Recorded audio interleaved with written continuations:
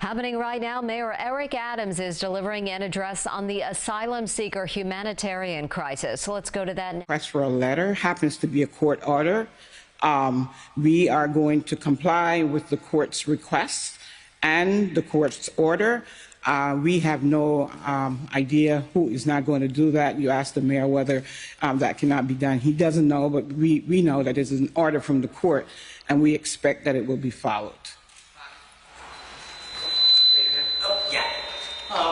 Mr. Mayor, I'm wondering if you might be able to address how this situation might define your administration as you prepare for re-election. I know it's early, but I know that this is overshadowing a lot of work that you have done. I mean, how do you extricate yourself politically from this situation? Well, no, this situation has not overshadowed the success of this administration. You guys are just not covering it, the success of this administration. When you look at what this team has done around, record levels of people who we put in housing, what we've done around public safety to decrease in crime, what we've done investment in children, summer youth employment. This administration, we're going to have a clear record of how well we have dealt with this crisis. And listen, every mayor had a crisis that he had to handle. Bloomberg had 9/11. De Blasio had COVID. You don't sit back as a mayor and say, woe is me. You say, why not me? I want the ball. This is the city that I love, that I protected as a police officer. This is the city I want to lead. I thank God every day that I'm the mayor of the city right now during these difficult times. And we're going to continue to move the ball down the field. I have an amazing team. They're dedicated. They're committed to what we do. And, it's a blessing that we have Deputy Mayor William Isom, who's coordinating this, a military expert, and Zach Isco, a person who's a dreamer that's in charge of immigrant affairs. When you look at where we are, we're going to manage this as we manage all the other items that we have to deal with. This is a blemish. Oh, don't interrupt me. Please, don't interrupt me. I do not interrupt when you ask questions. Don't interrupt when I'm answering them. And you could ask your question as long as you want, and I'm going to answer as long as I want. That's the rules that we did day one when I became the mayor.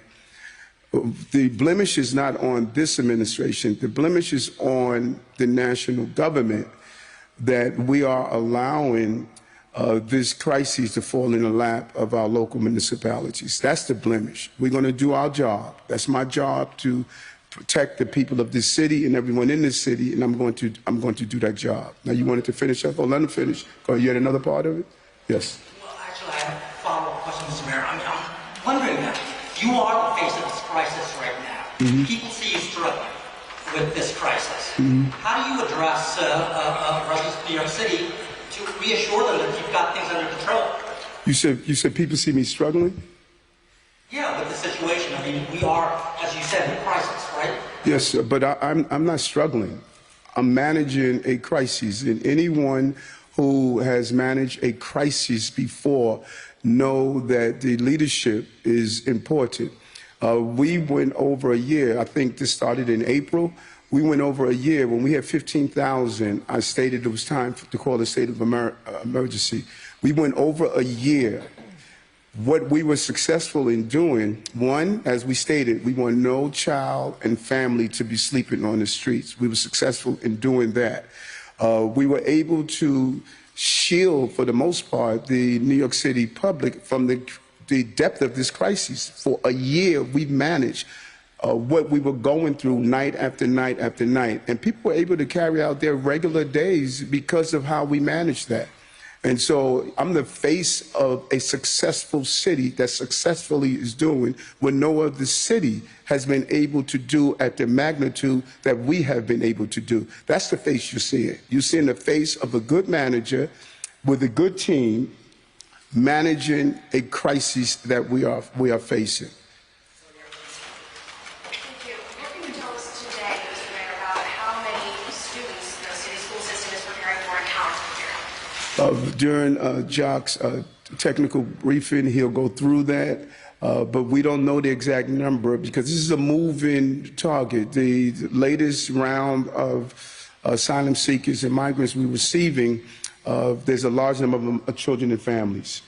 And so it's a moving number, and it's difficult to say exactly how much.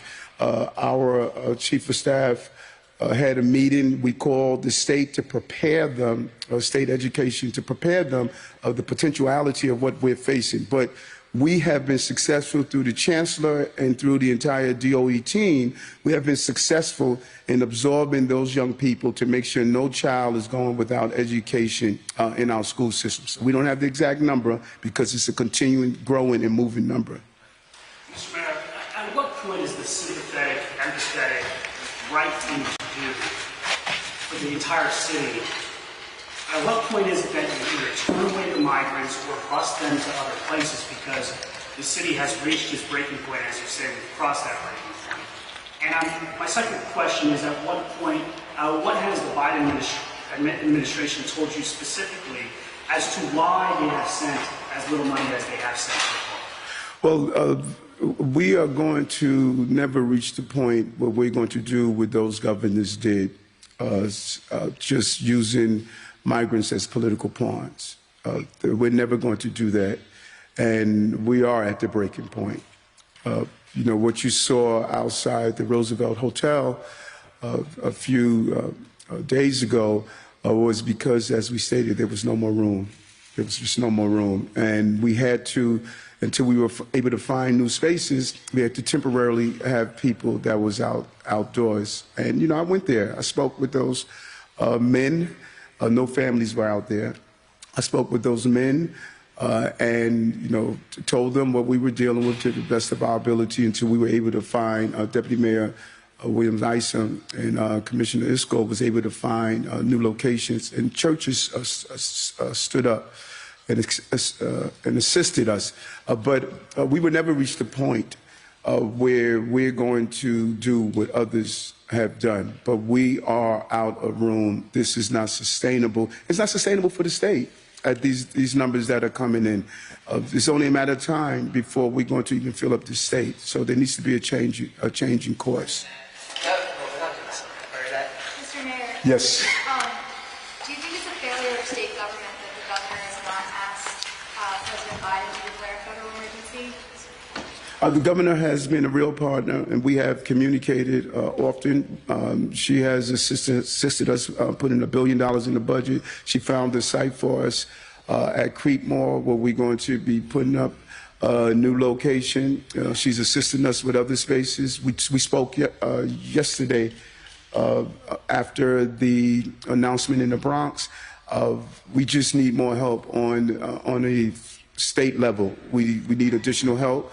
And I'm going to continue to advocate on what we need here. And so we believe one of the things we should do is to call for a state of emergency. And I know that she has been in communication with the White House, but I think, you know, exactly at what pace, that's something that I think you should present to the governor. Has she asked Biden directly? Mr. Mayor? Mr. Mayor, Staten Island Republicans have reacted pretty swiftly to a possible migrant center for assisted living facility. What would you say to them about their negative reaction and the importance of different parts of the city sharing the burden for this issue? Yeah, I don't know if it's so much of a negative reaction or positive reaction. I think that people are just, you know, feeling the weight of this. And so when people say, well, you know, Eric, you guys said you were out of room before, but you keep finding space, it's just not desirable space. I mean, can you imagine waking up every day, you know, sleeping on a cot, you know, not having your basic needs, and the inability to work and provide for your family? And I'm just going to keep saying this over and over again until it really resonates with all of us. Just think about your ancestors. Can you imagine coming here if you were African, Irish, Jewish, Polish, German, Chinese, coming here and your family members would say, your mom, your dad was told, you cannot provide for the basic needs of your family. That is so inhumane. That is so anti-American. And so I understand the feeling that people are having on the ground, but this is what outer space means. We have to find less than desirable locations for people to stay in this unsustainable fashion. I don't know how Zach and how they do it every night, that they have to continue to find, going to McCarran Park, going to Sunset Park, going to Randall's Island, going to Creekmore. Every night we have to be creative to find places to allow people to stay so they don't live like other municipalities. Hi, Mr. Mayor. How are you? Good. How you doing? I hear you saying all the time that you're in conversations with the federal government and that you've asked repeatedly for help publicly and extensively in meetings, phone conversations. Just now you were asked again, what is the federal government saying? What reasons are they giving to you in those conversations about why, not just the funding, right, but why are they not willing to do some fast-track work authorizations or temporary protected status? Are they indicating to you, as Congressman Bowman suggested yesterday, that it's too risky politically before the 2024 election? Can you just give us a little more idea of what it is that they're telling you in those conversations? Well, let's be clear on my role as the mayor. My role as the mayor is to use within my scope of authority to make sure that I manage a crisis in our city, and then to go to Albany, to go to Washington, to advocate on behalf of the city. That's what I have done. And I've gone beyond that by traveling to El Paso and communicating with the administrators there to look firsthand what was happening at the borders, and speaking with some of my borders leaders, organizing with my mayors, the mayor of Houston, the mayor of Chicago, the mayor of Los Angeles, to have a unified voice around this issue. And in addition to that, my role is to go to D.C. and sit down. We sat down in D.C. with the White House just 2 weeks ago, or a little more than 2 weeks ago. My chief of staff and I sat down with the Secretary of Homeland Security and other White House personnel and articulate what we needed. Now, it appears as though our voices are finally being heard. And it's unfortunate that sometimes it takes more than one conversation before people understand the definition of what outer room is, and that we need assistance. We know that now the Department of Homeland Security is going to bring a team here to walk through. I thought it was brilliant on the part of the Chief of Staff and her team to start doing these walkthroughs. People needed to see this. We had corporate leaders come in and walk through. We had congressional delegations come in and walk through. Sometimes the things are not in front of you and you don't see it. You don't realize the impact. And so we believe the series of things that this team has done is now allowing people to see firsthand what we have been doing and the urgency of the matter. This is not a philosophical, theoretical classroom project. This is real. And we have to bring people on the ground and say, this is what we're doing every night. And I'm hoping that is moving the tide in the right direction. But we're frustrated that it's taking this long.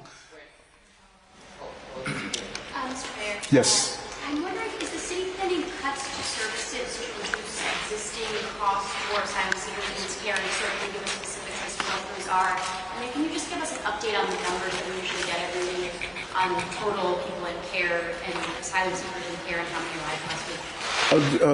$12 billion. $12 billion. That has to come from somewhere. $12 billion. That has to come from somewhere. Every service in this city, when we were at $4 billion, I stated that every service in this city will be impacted. So imagine when we had $12 billion. Every service in this city is going to be impacted. Even if we stay at $4 billion, we did how many rounds of PACs? We did 3 rounds of program to eliminate the gaps. 3. going to our agencies and saying you have to find efficiencies without cutting services. 3 rounds we did that. So we did 3 rounds at the $1.something billion. Can you imagine what we have to do at $12 billion? So every service in the city is going to be impacted. There was a second part of the numbers. We have over 57,300 asylum seekers currently in our care. Over 98,500 asylum seekers have come through our intakes since the spring of 2022. We've opened 198 sites, including 13 large-scale humanitarian relief centers. And last week, from 7:30 to 8/6, more than 2,900 new asylum seekers entered our care. That was, hold on, I'm sorry, that was the number you gave at 2,900, that was for the week. 7:30 to 8/6. For the week. For the week. 29, no, let that settle in. 2,900. So if we continue to do an average of 2,500 a week, 5,000 every 2 weeks, 10,000 a month. You don't have to be a mathematician to understand what this is doing to our city. How you doing, Marsha? How are you today? Good. I wonder, with the advent of more families with children coming to the city and expected to arrive in the city in the next weeks and months, how that changes the problem for you. Because so far, a lot of the shelters that you are about to open are large facilities like on Randall's Island or Creedmoor that are basically cots where people live in a dormitory setting. But when you have to place families with children, you have to enter schools. Do they have to be near schools? And how does that change? Like, do you have to have hotels? Do you have to have different kinds of services? And could you talk about how that changes the magnitude of your problem? That's a good catch on your part. Deputy Mayor Williams-Isa shared with us in our briefing that the percentage of people who are arriving, of our largest percentage, are those families with children. The last time we were updated, that may change. What I saw last week, which is a very interesting shift that a lot of people may have missed, there were single men, but we were dealing with a large Venezuelan population. Now we are seeing people coming from all over the globe, not only through South America. They're flying into Nicaragua, going up through Mexico, and coming across the border. And that creates a new dynamic. But when you talk about families with children, which we see is the substantial increase that we're getting, or the largest percentage, talking about everything changes. You're talking about we can't use the congregate settings the way we traditionally do, because you have to always worry about protecting children. You have to make sure they're not lined up on the sidewalk like we saw when you was dealing with the single adult males. You have to, make sure they're in school, that they have all the proper school supplies that come with it. So it's just an entire new dynamic that we have to do when we continue to get a large proportion of our migrant asylum seekers are families with children. So does that put more pressure on you to build more affordable housing, to find more places that are better to put families with children so they can establish roots in a community where they're going to send their kids to schools? Well, what it does is we have pre-existing New Yorkers. Let's be clear. We have pre-existing New Yorkers who are on a pathway to move into permanent housing, something that we were successful in doing and getting the large numbers we were able to do. And those pre-existing New Yorkers are our first priority to get into some form of permanent housing. What it's doing is forcing us to have more shelters for the migrant asylum seekers that are different from the congregate settings. The congregate settings in themselves are difficult, but now you have to do a different settings, because we always have to be conscious about families with children. We never want to place our children in harm's way. Asylum seekers are long-standing New Yorkers, and we're going to be committed to that. We always made it clear Our top line goal was never to have families with children sleeping on our streets. Mr. Mayor, for your division, how are you? Good, how are you doing? As you know, the majority of the immigrants who come here don't speak the language well, so it's very important for us to tell the message that you want to tell them.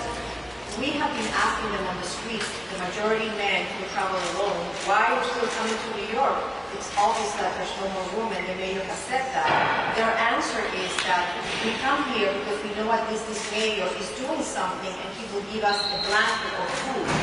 So one question is, why are we still opening places for single men? Aren't we sending the wrong message? If we keep opening those places, we're telling them to continue coming. We're opening the door for them. And two, they're also telling us, I am not working because I'm waiting for my permit, which we know it's not going to happen overnight. It does happen at all. So why aren't they working like many immigrants who go and find work immediately undocumented? That's not happening with this new wave of immigrants. Not all of them, but a great number of them. Because I think that the message sometimes is not clear to them. So are we sending the wrong message by continuing opening new spaces for them? And what do we tell them about? This has been breaking news.